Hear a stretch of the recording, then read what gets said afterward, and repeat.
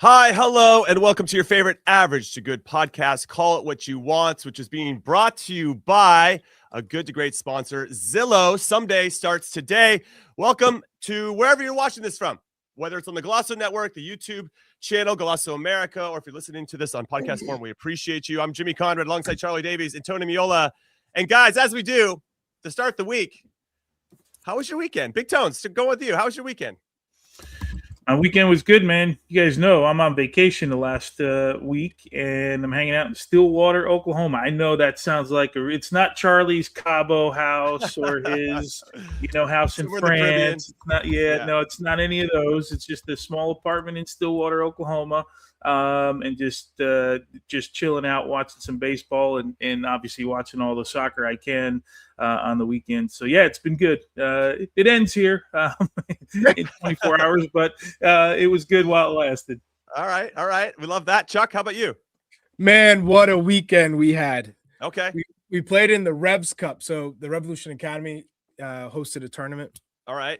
And my boys performed. The passing, the moving, the decision-making, everything's starting to click. So I'm really proud of how we played. And we came home with the trophy, even though it's not really about the wins. But when you see kids, it validates the hard work. When you see these kids with the biggest smiles, my boys are sleeping with their medals. Like, it's those are the memories that they'll have for the rest of their life. Yeah, until they win the next medal, and then the next medal, and then the next medal. So it's gonna stop. It's good. It's good. I love it. What? Yeah, you had a big win, shutout win. That's all I'm looking for. Listen, for those that don't know, I've been helping out the Oakland Roots. I'm a coaching intern with Ryan Martin. He's the head coach, and the Roots, the whole staff has been fantastic and letting me be involved. And we had our first game of the season. USL Championship opened up this past weekend in Monterey Bay.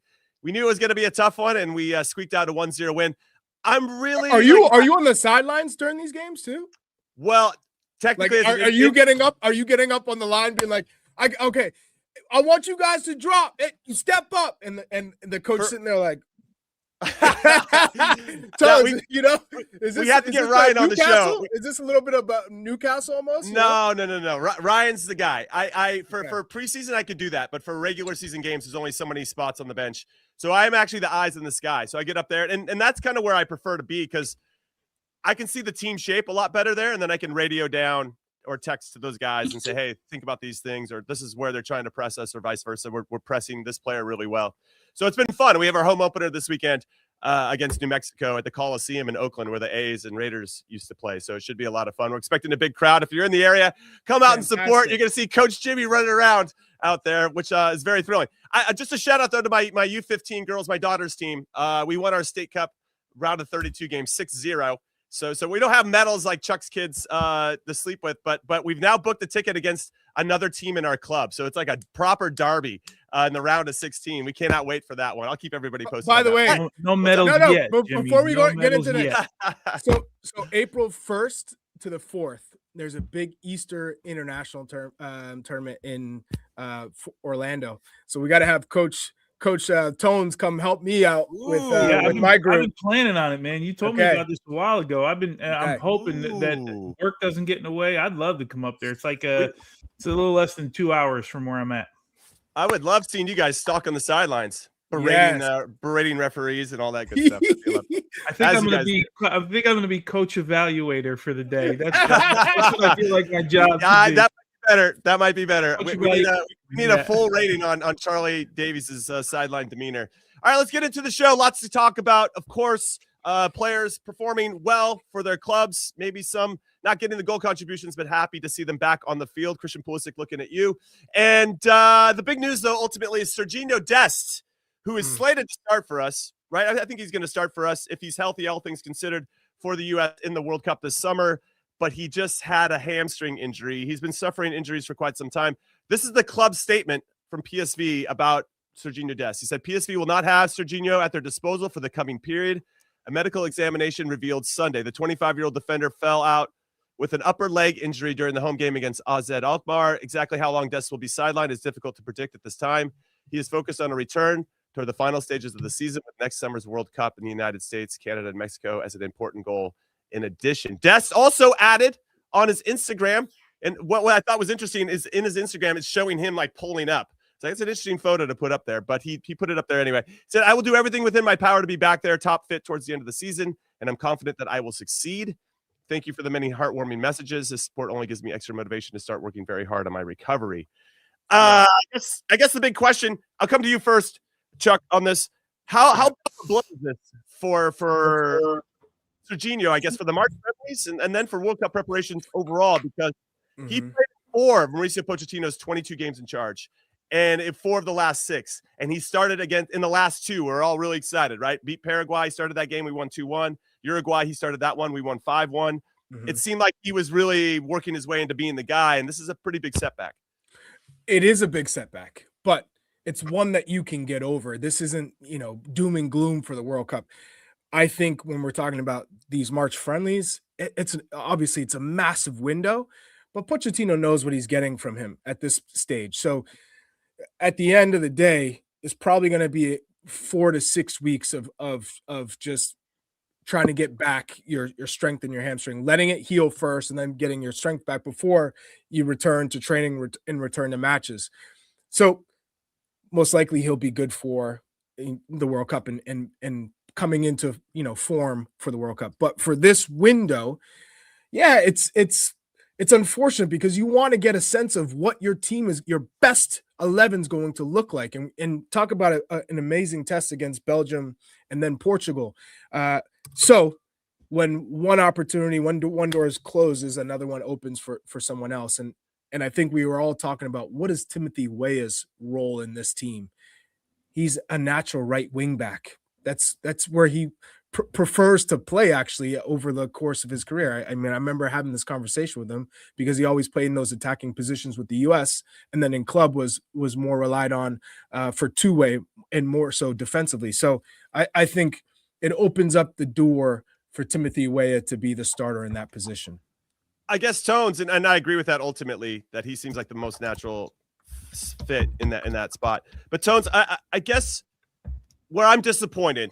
Who's thumping into who's typing and thumping? Jimmy. Well, I'm not thumping. Hands up. I'm not thumping anything. My knees are hitting the desk because I'm nervous. No. So Tones, I guess when you have Dest, there's I guess where I'm disappointed. Sorry to get back into that kind of setup is we had an opportunity to kind of build some more trust and rapport and get reps with what we think is going to be the starting group. And now Dest is not available. However, that does seem like a position where we have more options and maybe some other spots. And I think Tim Weah is a natural fit. Freeman can also play there. And we could drop Weston McKennie could play there, right? I mean, we have other options, but I think Tim Weah is he your number one if Dest is out? Do you think he's starting that first game? I would think so, right? You got to trust a guy that's been in Champions League and, is playing in he's a consistent starter at his club right now. Alex Freeman is the other guy. We were doing numbers. One site says he's got 31 minutes. One site says he's got 34 minutes. Either way, it's just not a lot of time since going there in January. And I don't know, as much as I think Mauricio Pochettino likes him, I don't know. Do you trust him in game 1 of the World Cup when you have Timothy Weah sitting there? If Sergiño Dest, I tend to believe that, at least me, I would look first at Tim Weah, right? Sitting on the bench, a guy with World Cup experience, a guy who's playing in Champions League, who's playing every week at the highest level. It just seems logical. But the frustrating part, and we talk about this all the time, is we just want Mauricio Pochettino, in the end, when he makes his decision, whether it's March camp or whether it's in May when he's got to pick the roster,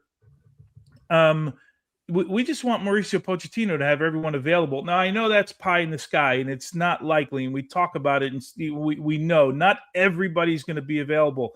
But it stinks at this point because Pochettino has basically said this next camp is who I want to bring to the World Cup, right? Yeah. Without saying that this is my World Cup team.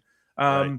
Now you're going to bring somebody, and if Dest does come back, you're going to replace somebody. And again, I know that happens, but you just wish he had everyone at his disposal. Because I mean, I don't know about you, but I'm looking at it like I'm anxious now. Like I imagine I want to see what his last bit of ideas are going into the World Cup, and then we can really start to hammer in on who plays where, and I just it's inevitable that the guys are going to get hurt. It's inevitable that he's not going to have everybody available to him. This is just one guy. As much as he's replaceable for, even his manager said, Peter Bosz said in one of his statements, we always know in a game we're going to get something from him. Like something special is going to happen from him. And he's one of those guys that, I don't know that we can replace that extra, that moment that we get from him in the game. I guess Chuck, just jump in really quick, because it's a nice segue, I think, is I guess that's another reason why I'm disappointed that he's not healthy, because I wanted to see, with everybody healthy in March against Belgium and Portugal, top opponents, who Mauricio Pochettino would have elected to play there. Would he have gone Weah over Dest or Dest over Weah? Now we won't know, and now that decision might not be one he has to make until the start of the World Cup. Sorry, go ahead. Yeah, well, I was also going to say, when we're talking about a World Cup, we're trying to get your best players on the field, right? A collection of them. If this was a World Cup and not a friendly, both against Belgium and Portugal, and let's say it's the first game of the World Cup against Paraguay, you're in this situation. One, do you say, you know what, let's say Tillman's just kills the last month. Would you say, Weston McKennie, I'd rather him in that position because I know he can get forward. He has the discipline to get back, but we're okay because he's going to fly forward. He'll find the game in that position because he's played there and however many times with Juve, but he's played there and he's comfortable in that position. So you would rather him and get Tillman on versus is Tillman more informed than Weah? And what are you trying to get within the game? I think Weah is still one of those players that he's just a gamer. He has the pace. It's something that is going to be needed to stretch teams, especially on the counter. Someone that you can score goals. We saw that against Real Madrid. But that's just another position that you say, okay, maybe that's something that Pochettino could tinker with. But ultimately, I think we're all on the same wavelength as Timothy Weah is your starter in that position. Yeah. No, I agree with that. So is there, kind of taking a sidebar of this conversation, Tones, is there one player that we cannot afford to lose? I feel like what's interesting about our team is, okay, Dest is out, but we have a couple players that are more than capable of filling in that spot that I would trust going into the game one of World Cup. But when I start thinking about, is there a player we cannot lose? I could probably name three. Yeah, I've got three or four. Chris Richards for me is number one. If we lose Chris Richards, I get really concerned about the back line in a way that we wouldn't be at. So he's pretty close to being. He's probably my number one. And then I don't know, what do you got, Tones? Who's on your top? I mean, I got a bucket of guys, but no, seriously, I got 100%. I'm with you, Tony. How are we not talking about Christian? You can't. I get it. Well, I'm thinking center back. I'm a center back. Anthony Robinson, like Christian, Weston, Anthony Robinson, and Chris Richards for me. Like, if we lost any of those guys, I would have kind of thrown Sergiño Dest into that conversation too, because I'm just a fan of Sergiño Dest, right, and the way that it plays. But those four guys, if we lose Balogun, I feel like we got Ricardo Pepi. If we lose Tillman, we can replace him. Tyler Adams, we can throw in that conversation too. So I would say, Jimmy, there's five. Okay. And I know you asked me for one, but it almost impossible to. I would go Richards in no order, by the way. Richards, McKennie, Pulisic, Anthony Robinson, and Tyler Adams. Those guys for me have to be on the field. Yeah, you can win without number two. Number two is not strong enough to be in that. In that they're not in that category, right? Correct. So you can finagle here and there, and with most, there's no substitute for Chris Richards. So to your point, Jimmy, you're saying, thank you. Appreciate that. The back line drops considerably without Chris Richards. Now, Christian is a game changer. If we're talking about really trying to make a run in the World Cup, Christian's got to be at the center, at the heart of the attacker who's creating and scoring goals for us in the World Cup. He's just that good. We know how good he can be. So the number two option is a big drop off. Then you're saying what Weston McKennie's been able to do, massive drop off if he's not in the pitch, and we know he's a gamer. Tyler Adams, another guy. sure, you can deputize. Let's say it's, you're trying to throw in Tessman in that role, and then you're throwing with, Cardoso. If again, Cardoso is unproven at this level, but a Cardoso, and you throw in Sebastian Berhalter and Roldan, you try to throw in a number of guys who try to do that dirty work, but the drop off is pretty big. So, yeah, I'm with you, Tony. What with Jedi? I heard Jedi from you, Tones. No Jedi for you, Chuck? Yeah, same thing. Jedi offers a whole different level. Different level. Yeah. Arfson has come in and has done a pretty good job. And you're saying, okay, and Timothy Weah could play there, and Weston could play there, not at their strengths. That's a position they could play, but you're not getting the best out of them in that position. Anthony Robinson is a game changer. I mean, there's a reason why he's being linked to Manchester United and Liverpool at this stage. Even already, some of the left backs in the Premier League have moved last year, and we thought, okay, maybe Anthony Robinson's going to move. I think his knee probably was a reason for not getting that move in that window. This summer, he's going to be a hot commodity. This is a great conversation. And I kind of want to. Who's for me? Chris Richards for sure. I guess when I think about the team, the way that you phrase it, Chuck, I really like. Like there's a drop off if this player is not available. I feel like when Chris Richards not there, there's a glaring hole of okay, who's going to be the guy and take responsibility? And there's a lot of intangibles that I think that it's not all isolated on Chris Richards specifically, but also just what the position demands. And I feel like his personality and how much he's grown in the leadership space is really going to help our team solve problems at the World Cup next summer or this summer. And when I think about Christian, he didn't score in 2025 for the U.S. Obviously, his influence is immense, right? We saw it in the Milan derby this weekend. He didn't have a goal contribution, but the guy was all over the place, and he looked really sharp. And then really excited. We'll get into him more about in that game later, but that is what he can provide, and that he's just so dangerous. It's very similar to Sergiño. Something's going to happen. He's going to pull off something special. But I feel like we've created a couple options, though there's a drop-off, that we could survive in a way without him. And still, we've seen it with some of the friendlies too, where we can still score goals and still be dangerous. Maybe not in the same way, maybe not as consistently with Christian out there, but maybe there's some other. I've been excited about those. Tillman's emerged, right, as a player. Weston has emerged as someone we can trust a little higher up the field. Even with Tyler out, we have some other options that can do the job. Maybe not as good or as consistently as those guys, but and then there's no question these guys could do the job, but we're not talking about doing the job as well as. Agreed. Oh, that's why I love the conversation. So Tones, I'm coming to you on this. We didn't bring up any goalkeepers, and so if we lose Matt Freese, then it's Matt Turner, and obviously he's got World Cup experience and was tremendous in 2022. So I guess we're good there. I just wanted to get our goalkeeper perspective on our goalkeeper situation. Well, so I thought if we lose Matt Freese, the drop off to Matt Turner, you're talking about a guy who's played in the World Cup. Now, hopefully he's sharp going into this, but you got a guy. If you ask me, if you lose both of those guys, how confident are you? Then I'm like, we're flipping a coin right now as to who the next guy would be. Mm-hmm. We try and do this backup. We do this what do you call depth chart, right? Mm-hmm. When we do the goalkeepers in house, when we do them, it's really hard for me. I literally can put 1 and 2, and then everyone else goes on like a line, right? It's like just 3, all of them. Like I don't have any separation between any of them for different reasons for all of them.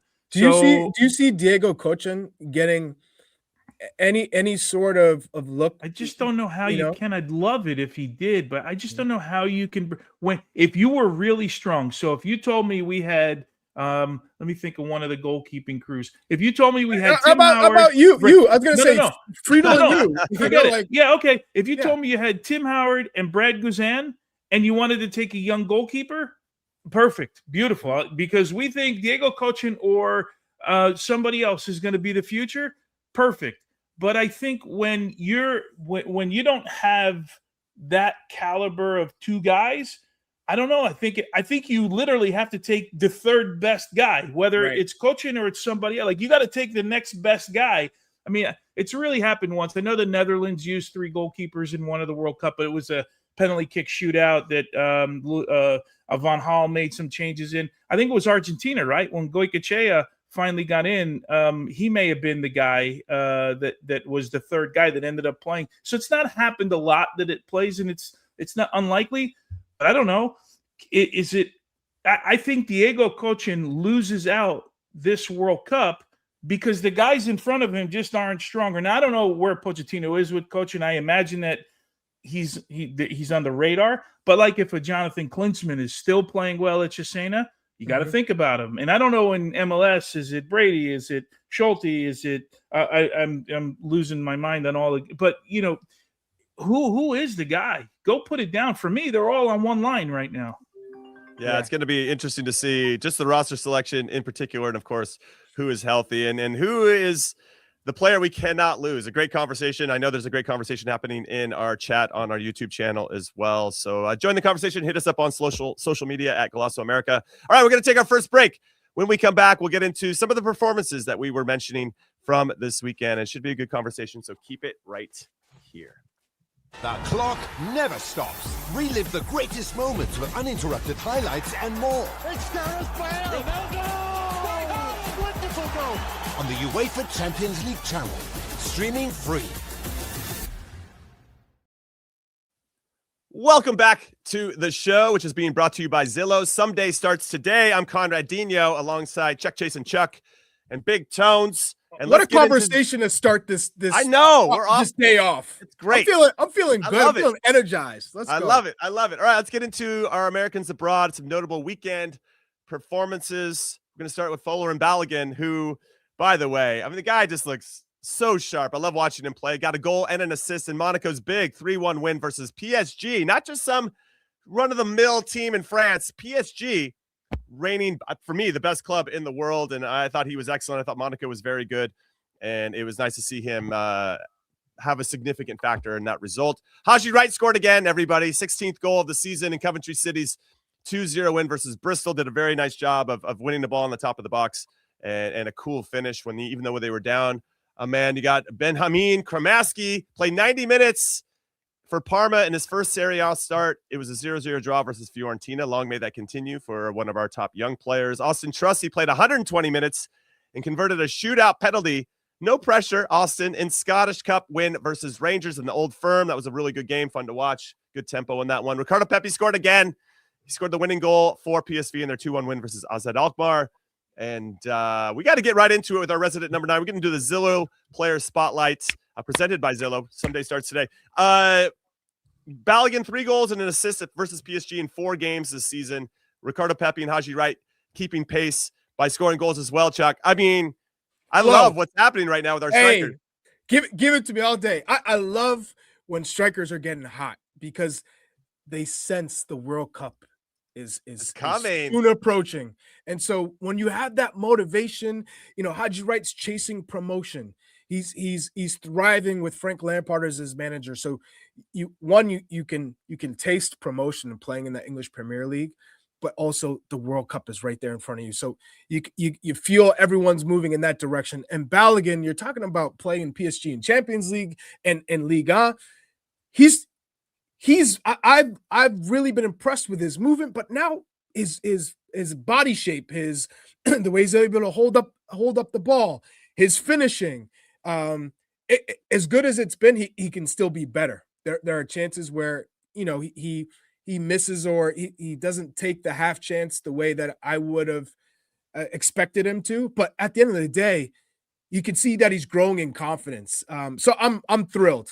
Let's go. The striking options are all taking on the challenge. So it's a good day for U.S. men's national team fans to see not only Balogun and Pepi and Haji Wright, but also Ajiman putting pressure because he wants to be in that conversation. So the players are doing their thing.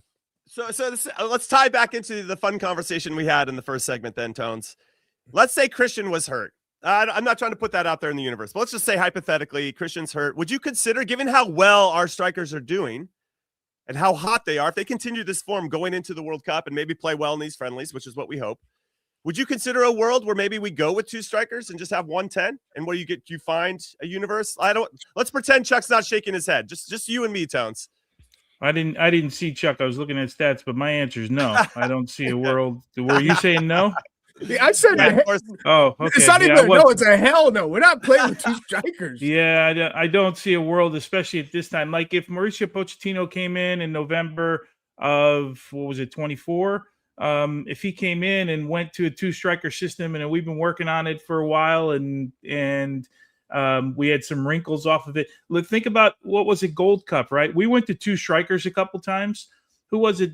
Was it Downs that came in a couple times, if I remember correctly? We looked like we had no idea what we were doing. I mean, we did. We just looked like we looked lost, like guys stepping on each other's toes. Playing with 2 strikers these days requires a lot of work, because just think, every kid in America, I should say America, every kid around the world for the most part is growing up playing with a 1-striker system, right? Whether it's a 4-3-3 or a 4-2-3-1 or some version of it. That's why when we look at like Inter, we talk so much about the fact that they play with a 3-5-2, right? Like teams like that there's not very many in the world that do it. They do it in survival mode at the end, but it's something they work on, different profile. It just doesn't seem to work for some teams. So that was my long-winded way to say no, Jimmy. No. We have a show for a reason. We are expected to be long-winded, and I appreciate your insight. I guess we talked about this before. The best teams in the world can be fluid and flexible, right? Based on the situation. Obviously, as you mentioned, if we're down a goal late, you're going to throw on a couple big bodies to try to get on. There's a world where we could see 2 strikers, but in that moment, the other team most likely will be sitting in a low block, so we could take that risk, right? It invites us to throw on another body. However, I guess if what we need, and now we're kind of getting into coaching speak, Chuck, is if you have a number 9 that's looking to drop in to come get the ball and hold it up for us, you still need someone in advance of him to make sure that the back line is not being able to creep and close the space. There always needs to be a threat in behind. So in some ways, even if we have inverted wingers or just regular wingers or whatever it is, they need to, if the 9 comes back, then we need a 10 or a winger to get in advance of it, right? Because you have to keep the other back line honest. So in some ways, you kind of are always kind of playing with quote unquote 2 strikers. It's just not 2 guys that we designate Pepe and Balogun or Ajiman, or you know what I mean? So well, it's all about the structure of the team. So whether you're in the attacking phase of play or defensive phase of play, I love P. Morton's comment here. The last time we had a legit 2-striker setup was Charlie and Josie. And the reason why that works so well is because when we were in the attacking phase of play, I would typically be the one stretching. So I would be running the channels, right? Run the channels. 2 different profiles, yeah. And Josie was the central, although Josie could do it too, but he was primarily central, hold up the ball. He could flick it down, he could keep it. And then you had both Landon and Clint. Clint typically coming more inside, and Landon obviously could make those runs in behind the space. If I took a center back out of the channel, the other one followed Josie. Landon was that one who could make that run in behind. So it worked so well because defensively now we were in that 4-4-2. Josie and I would drop and take out those central midfielders, whoever was always trying to come and get on the ball. Josie and I would rotate, and we could close that down, which then forced their center backs to make the game, which opened them up for the counter. And we would just crush teams on the counter. Then they want to drop back. Then we had more time to play. So Landon and Clint were both comfortable coming inside. So Clint more so than Landon coming inside and being that third player in the midfield. So it worked out. If you don't have players who can cover that much ground and are comfortable on the ball, then you have to adjust. And I think the game overall has just adjusted quite a bit. So a lot of teams are really packing the center of the park. Therefore, you have to adjust and add different numbers. Yeah, no, I like that breakdown a lot, and that's a good comment from Jimmy. It's so sorry. It's so weird, right? Because you ask a team at the end of a game, if you didn't practice it at all, if you didn't train it at all, and then you ask a team to go to 2 forwards, it's tough, right? But you ask a team to go to 3, right? You're like right, standing right, like, wait, I'm standing here. Are you standing here? Who's standing where? Right. Because where do forwards want to go? They want to go towards the goal all the time, right? So you want. But if you ask a team just on a whim, hey, we got to go to 3 center backs in the last 10 minutes of the game, it seems easier, right? Mm-hmm. Even if you didn't work on it, just seems easier to put 3 center backs in because now you're covering less space and you know the area of the field you want to be in. And you're not ever – forwards have to cross each other at the right time. Mm-hmm. Center backs, if you're crossing each other, you're in trouble, right? You're I feel like in a center backs lot are taking a stray here, but not being very smart. No. There's still so much work to Hey, do. guys, Me defender. me defend. Me bang ball. Me defend ball. This area. It's kind of weird, right? Yeah, It's true, weird. True. But yeah, what a great conversation to have about the tactical part of the game. And it's so much easier to defend because you'll see every week teams who play with one forward. Once a team starts building out, generally you're defending with two forwards, right? And then from there, everyone else fills in behind. But it's amazing how hard it's become to go look at lineups on whatever site you look at lineups and tell me like the percentage of lineups that you see that have just two forwards, right? It's difficult. Yeah, Milan said they did it this week. This weekend with Leao and Pulisic. Yeah. Like, who was the target? Neither of them. Right. You're right. They both just went, you know.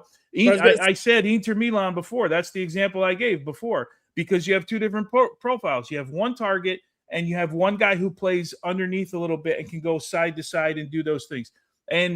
But you have to have those profile of players. Like if you had Harry Kane in your team and you had Erling Haaland in your team, you are either playing a 3-5-2 or 4-4-2, right?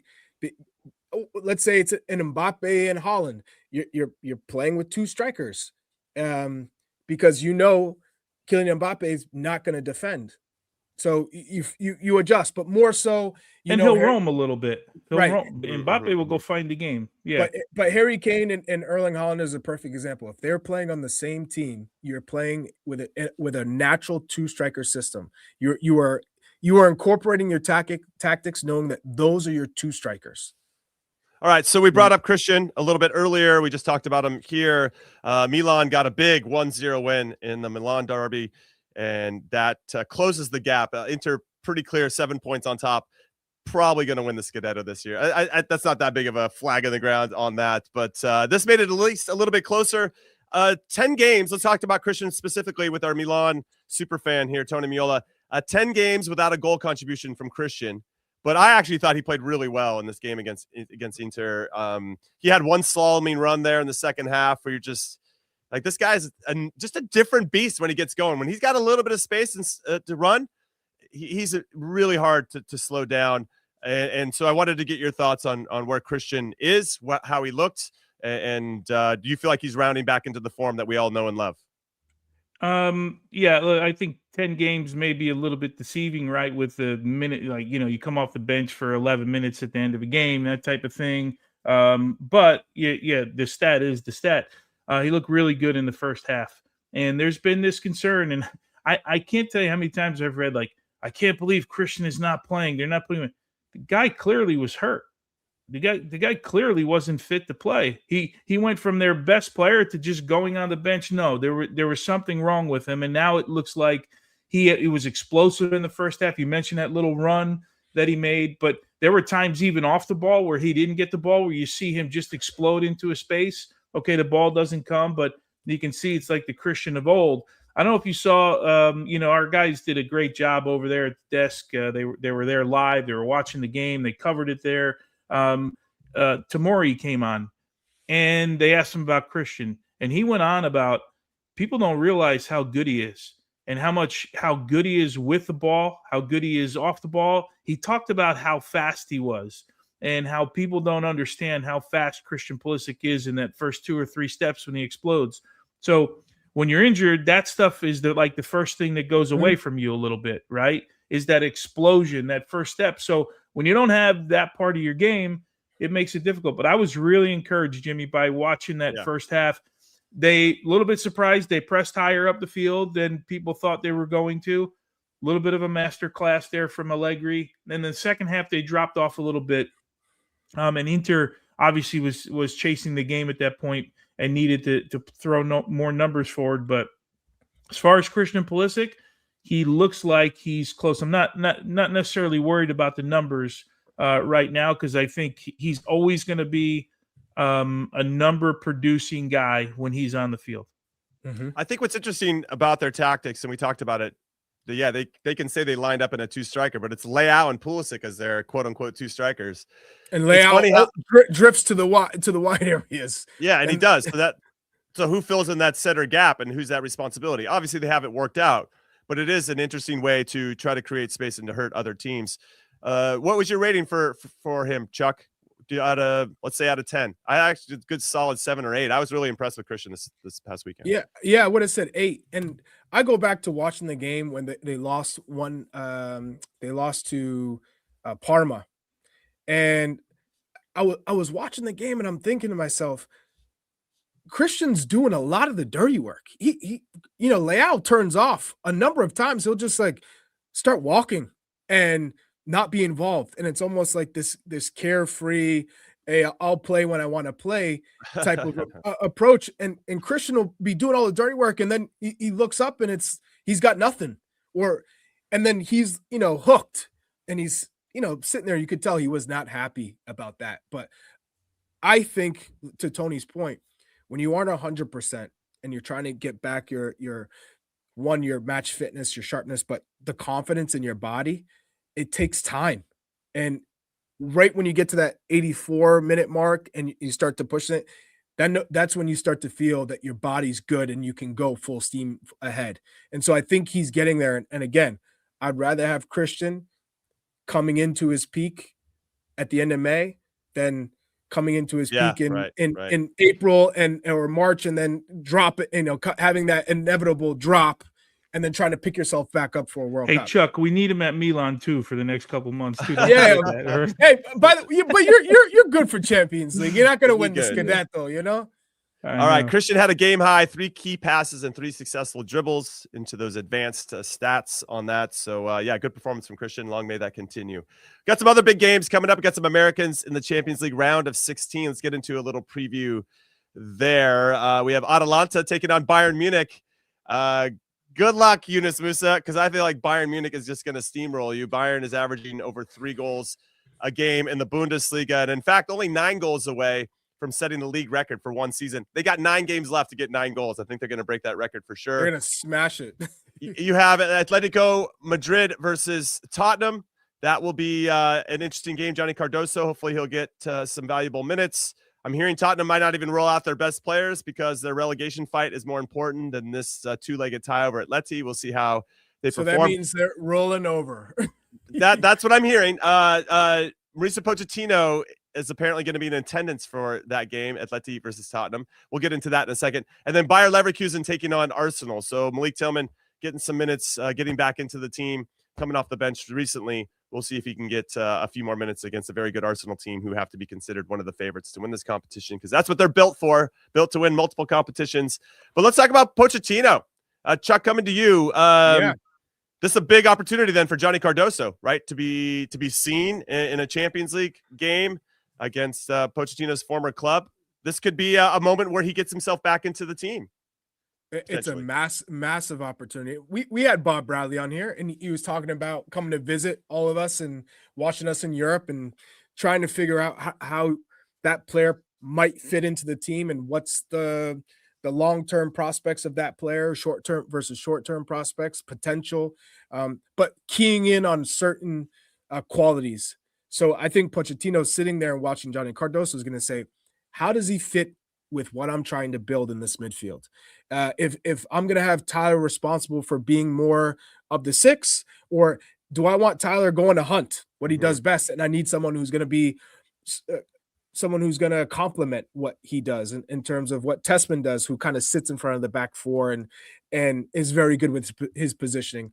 But we know Johnny likes to venture forward too. So I think this is almost like a audition, because I'm sure Pochettino either A, has him already in the squad for these friendlies, or B, is on the verge and he's on the line and needs to watch him firsthand to say either confirmation. This is why I'm bringing him, or B, I didn't see what I needed to see from him. All right. So there's also some other news. And we have a 16-year-old New York-born Leonard Prescott has got called into Bayern Munich's squad because Manuel Neuer and some of the goalkeepers are injured. He's represented Germany at the U16 and U17 level, so I don't know if we can win him over. He's not going to come to the World Cup. I mean, No, we he's not just coming to the talked World about- Cup. I'm just saying, Yeah. like the Champions League preview. Yeah. Like we have another Yeah. American. That's all. You know, but I was. it's great. You took a lot of big steps there, Chuck. I'm not trying to tie it into the World Cup. I'm talking about the Champions League. Well, I just wanted to just make sure that we're clear with that one. All Because right. we just talked about Diego Cochin being with Barcelona Champions League. He's on the bench, so he's a little bit closer. Yeah. No. That's true. So these round of 16 games are today and tomorrow, kicking off at 1:45 p.m. Eastern on Paramount Plus. So just who do you think's going to win it all? I know we're doing our brackets. If you haven't signed up yet, you should go do that because we got, I don't know, a couple hours before it kicks off. I'll go first. I have Bayern Munich winning it all. I feel like they're flying under the radar right now, and they're scoring a ton of goals. Are you? I feel like you're. That's who I had. Your reaction. Yeah, Bayern as well. That's who I picked, and I stuck with him because I stuck with him, or I went with them at the beginning of the Champions League campaign, right before match day 1. They asked us to pick a winner. I picked Bayern. I like what they're doing. I like the rhythm they're in right. I feel like them and Arsenal have been the two most consistent teams throughout the year. Like we've seen City have some dips, right? Still, we've seen Madrid. Barcelona, Real Madrid. Forget it; they've been a mess. Liverpool, obviously. Newcastle, struggles in the league. Yeah. Like I feel like them and Arsenal have been the two teams that have been the most consistent throughout the season. I guess my only concern is Alphonso Davies not back to full health, and the goalkeeper situation is a little sketch. But maybe Manuel Neuer will be back when it starts to kick into the semifinals and finals. Obviously, resident Arsenal fan Charlie Davies going with Arsenal, or I actually think Arsenal's going to be too tired to try to win the Premier League to have to win this trophy too. Yeah, you would be the one to say that. So we've already seen Arsenal play Bayern, and again, as it might be a confidence booster for Arsenal, I don't think that predetermines who's going to win the final. What I'm looking at is how Arsenal are built defensively. Now, remember last season when they played PSG in the Champions League, if it wasn't for Gigi Donnarumma, Arsenal go through. Gigi Donnarumma was phenomenal. Now, this Bayern side, as great as they are in the attack, and you're throwing in Musiala, who wasn't a part of the matchday squad when Arsenal beat Bayern. So you have him in the mix under Harry Kane, Luis Diaz, and Michael Olise. What I will say is Arsenal's defensive shape I think what's going to overtake them in that final, because they're going to keep it close, which then opens them up for the counter. And I think Bayern's back line are not as strong. And so that's why I'm looking at the Champions League, as Arsenal have started to progress in Europe year after year after year, losing in the semifinals last year. I think this is the year that they are best situated to win the trophy. Now, if they win the trophy or not, who knows? But that's why I picked Arsenal versus Bayern in the final. And I think Arsenal, because of their defensive principles, win the trophy. Not because of how great they are in attacking. It's going to be a real shame when Bodo Glimt takes you down over 2 legs in the quarterfinals. All right, we're taking our second break of the show. When we come back, we're going to get into a CONCACAF Champions Cup preview, because the round of 16 of that competition is kicking off this week too. So keep it right here. This is why we do this every March. Major slam! It is a basketball party. It's March! Expect the unexpected! All right. Welcome back to the show, which is being brought to you by Zillow. Someday starts today. I'm Jimmy Conrad alongside Charlie Davies and Tony Miola. And we're doing some CONCACAF Champions Cup round of 16, where Inter Miami's owners, the Moss brothers, have said, this is the competition we want to win. They've done everything else. Now they want this one. They want to get their ticket to the Club World Cup in the right way, not just because Johnny Infantino said, yeah, they're in. It's no problem. Here we go. Round of 16. Got some good matchups, by the way. And let's take a look at the bracket first. Okay, so we got, I believe we're going to start on, going on that side. Nashville SC versus Inter Miami. That's going to be a good one. These are all two-legged affairs. Philadelphia taking on Club America. Philly, probably not the favorites. Not off to a great start in MLS. Cincinnati versus Tigres. Cincinnati also not off to a great start. Vancouver, Seattle, by the way, Cascadia Cup rivalry. Got plenty of time for this one. That'll be a really good two-legged affair, and I know the fans will come out to it. Let's go to the other side. San Diego FC, red hot right now in MLS, taking on Toluca, who are the defending champs in Mexico. LA Galaxy taking on Jamaican side Mount Pleasant. Cruz Azul versus Monterrey, so an all Liga MX matchup, and then LAFC taking Alajuelense, the Costa Rican club. God, these are some great matchups. I'm really excited for this. Who do you feel? Let's talk Inter Miami first, actually. Do you feel like they are the out-and-out favorites based on what you've seen so far in this early season? Because you lose a Busquets, you lose a Jordi Alba, you lose a little bit of that ball circulation that those guys are masters at. And you're asking like Yannick Bright and other players to try to match that. It's almost impossible. Charlie, I'll come to you first. Based on what you've seen from Inter Miami and what you've seen from Nashville as well, who I think have looked very good so far under BJ Callahan and with some of their additions. This one is a little bit more of a coin flip for me, and Inter Miami have some work to do. Yeah, well, I think in this tie, Inter Miami are still favorites, but very slight favorites. And in terms of the whole competition, LAFC just smacked Inter Miami. So how can we say that Inter Miami are still above LAFC? If you're talking about right now, currently, LAFC feel like they're not going through those issues of figuring out who's going to get on the ball, who's going to open up the attacking third, because Busquets, everything went through Busquets. He organized the team. Not only that, you had Jordi Alba bombing up and down the left side, providing whether it's space or balls into Messi's feet. But that was their identity.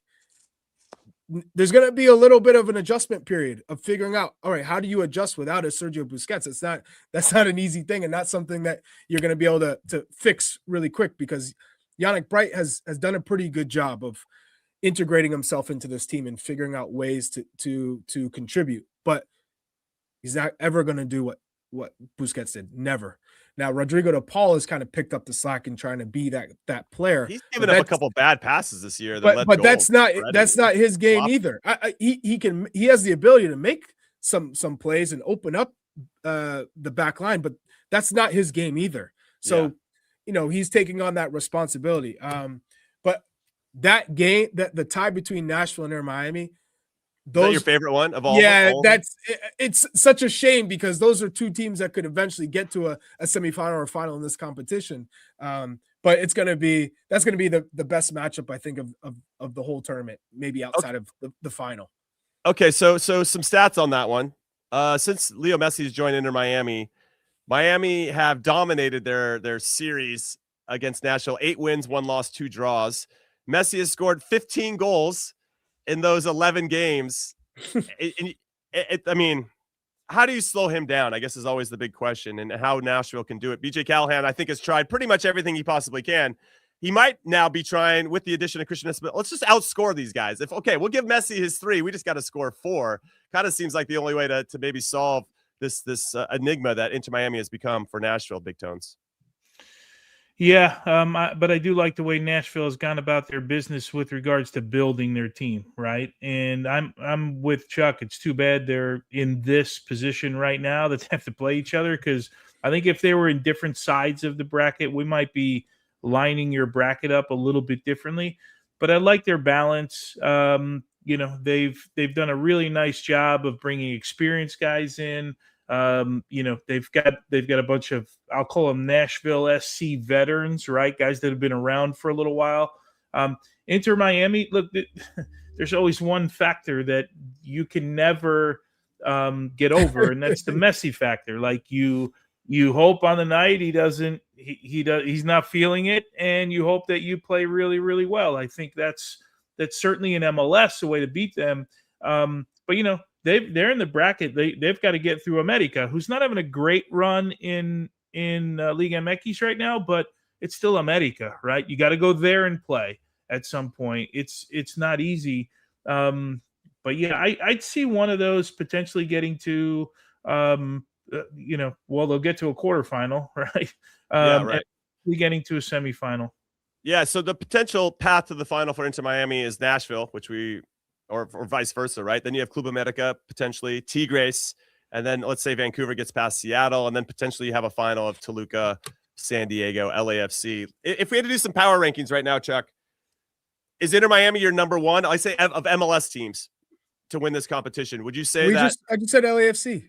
You said you got LAFC. Okay, so LAFC 1, Inter Miami 2. Remember, LAFC, Jimmy, outside of the Son and Buanga combination, which we saw as absolutely lethal, and they've picked up where they left off last season. But you added Eustachio in the midfield with Tillman, Timothy Tillman, who I still think is very underrated because Malik Tillman obviously is the chosen one. But Delgado Timothy Tillman in there too, right? is a great midfield. It's still a great player, and Delgado. So that trio, along with a young David Martinez down the right side, who's energetic, that is a scary attacking team. So I think for the moment they are the favorites, and they're showing they don't have to go through those growing pains of trying to replace a Busquets and an Alba.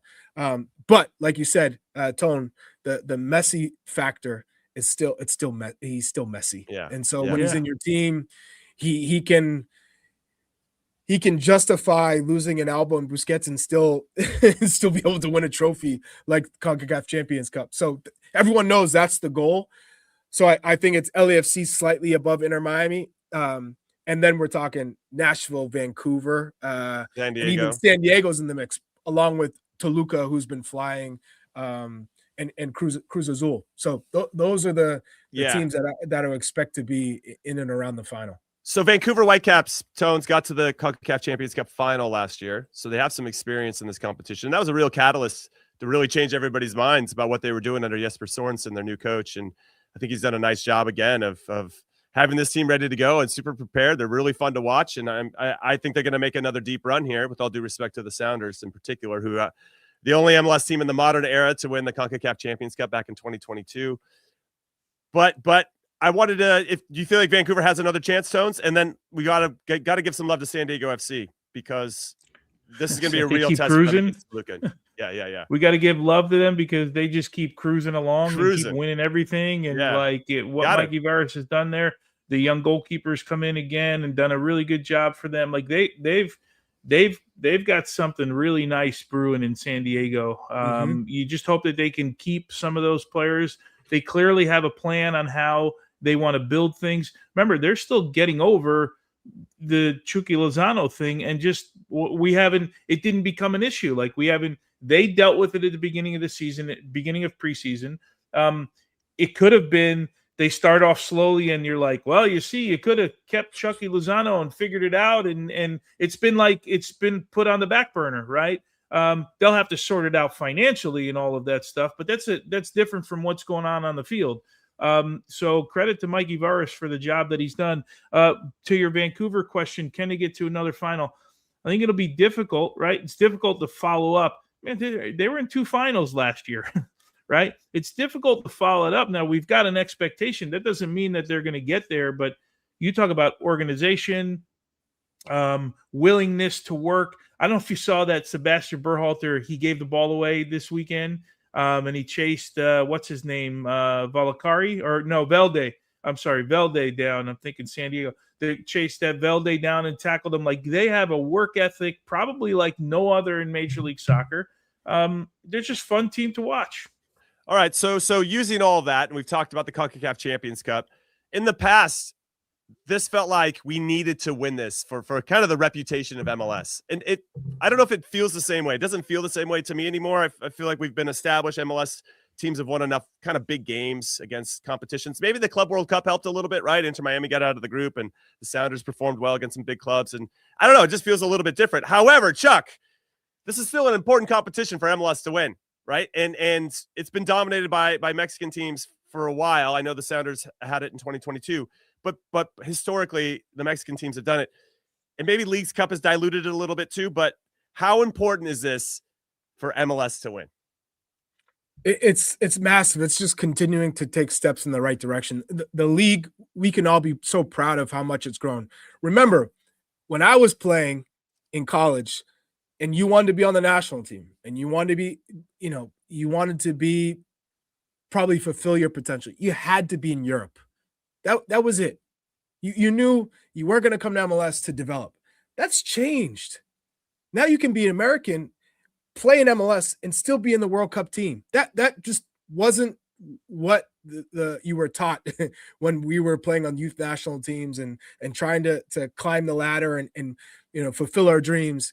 Playing in MLS, I remember beating MLS teams in college we'd scrimmage MLS teams and beat them. I'd scrimmage them with the U18 national team. We'd beat MLS teams. You're saying, I don't want to play in a league where I'm 17 years old beating MLS teams and it really not being that much difficult. You weren't ever in awe being like, oh, name some names. I want to know the traffic cones you were running around. No. All right. Just because I've talked about this before. I'm in college. I'm at Boston College. It's my sophomore year. I had just come off the summer of winning the golden ball and golden boot with the U.S. under-18 national team at the Milk Cup, which is now just called the Super Cup in Northern Ireland. So I had a number of teams interested in me, and they were coming to watch me play at Boston College. So I thought, okay, this is going to be my big year. I want to leave.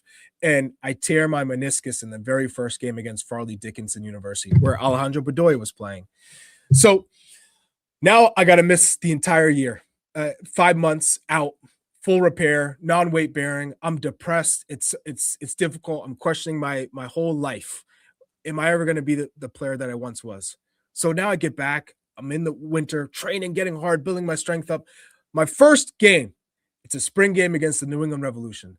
This New England Revolution is the team that went to 3 straight MLS Cups. Now, they lost, but this is how good they were. That's how dominant they were. So we're talking Clint Dempsey, Shalry Joseph, Jay Heaps, Michael Parkhurst, Taylor Twellman, Pat Noonan. Ralston. You know, this is Ralston. This is a quality team, right? These are all MLS legends. We beat them 3-1. I scored a bike. Were they trying? This was the week before the week before their first game. Now, of So course, they weren't trying. Nobody wants to get hurt in that game. Sure, but you know how once you're starting to get pumped, you're saying, okay, there's gonna be a reaction. Well, I scored, and I had Michael Parkhurst defending me, and I score a 1-on-1, and versus him, I'm scoring against some of the best players in Major League Soccer. So we got to get Parkhurst on the show to validate this. I have a picture of the bike. Jay Heaps is defending me. So, but I love it. At that point, I go, okay, I'm gonna be okay. But that's where MLS was. If you look at it now, you have Son, Messi, players like Buwanga, where you sit on the pitch and you go, Carlos Heel, you're going, well, these are not players you can just run around anymore. These are top class players. So I think just the league has grown so much, and I'm proud of it. And it's a league that I'd want my kids to play in. That whereas That's in exciting. the past you're saying MLS is not good enough. That's not the case anymore. And it helps then to win a CONCACAF Champions Cup. So we're pulling for some MLS clubs to work some magic. Again, that tournament's happening this week. Go ahead and check it out on Fox Sports. I believe FS1, FS2, or where you can go and catch those games. All right, that's it. We're calling it a show. Join us again on Thursday at our usual time, 10 a.m. Eastern, here on the Golazo America YouTube channel. We appreciate you. Make sure you follow us wherever you get your podcasts, all that good stuff. And thank you for hanging out with us on the Golazo Network as well. All right, we'll see you next time. Later. Much love.